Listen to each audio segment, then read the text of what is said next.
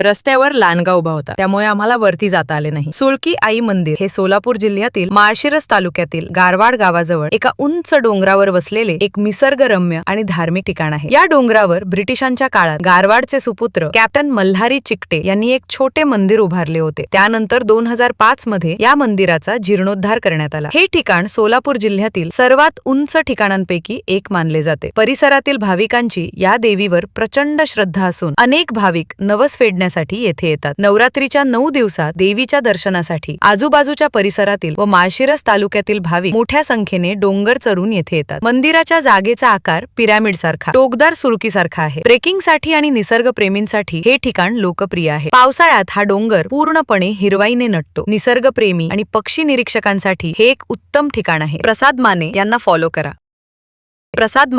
Follow करा.